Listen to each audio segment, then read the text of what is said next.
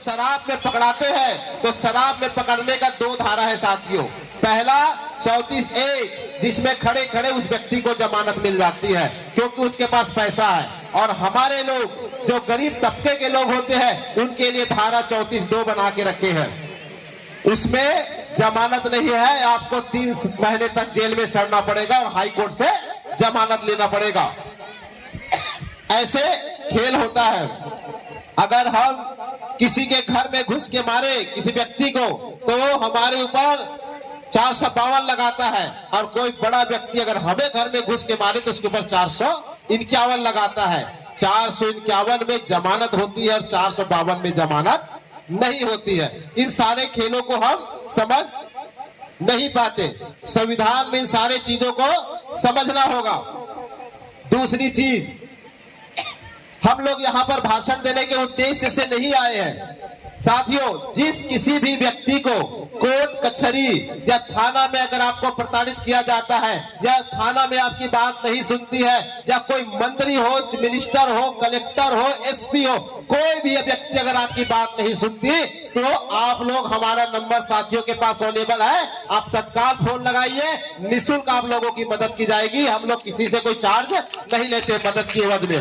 भाषण देने से किसी का पेट नहीं भरता और किसी का भला नहीं होगा। हम लोग भाषण दे के चले जाएंगे। अगर आप लोग किसी को प्रैक्टिकल इस चीज की जानकारी लेना है, अगर कोई तकलीफ में है, तो आप कल सुबह हमें फोन लगाइए, बिल्कुल आपका फोन रिसीव करेंगे और आपके हर मदद, हर संभव, चाहे वो कितना बड़ा व्यक्ति क्यों ना हो, हमारा संगठन उससे टकराएगा।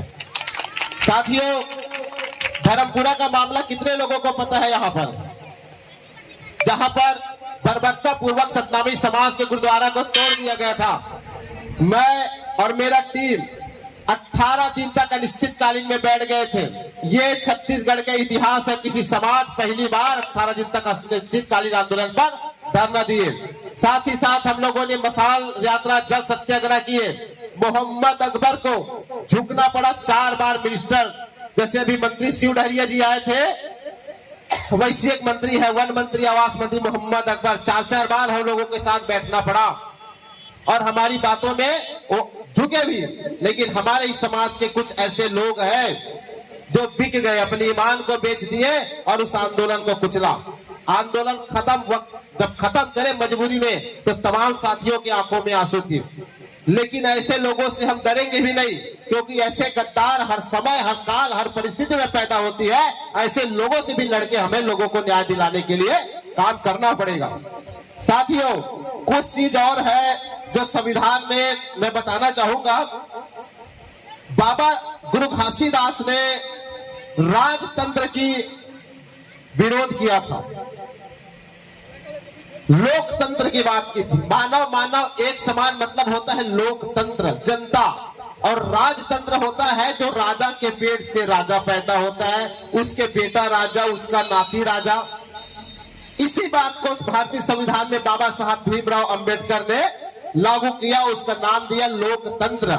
जो रानी के पेट से राजा पैदा होता था, तो रानी के पेट को बाबा साहब भीमराव अंबेडकर ने नसबंदी कर दिया। अब तुम्हारे पेट से राजा पैदा नहीं होगा, राजा पैदा होगा चुनाव से।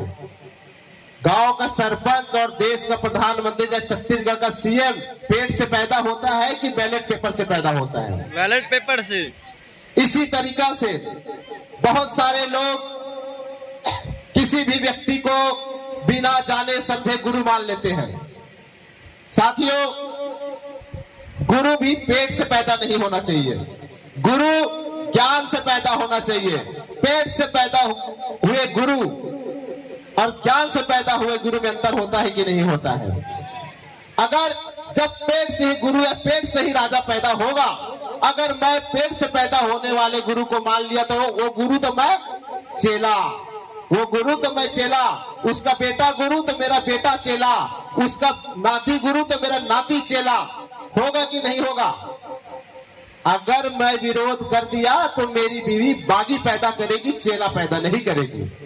तो कहीं ना कहीं सतनामियत क्या है, मेरे को ये बताइए आप लोग।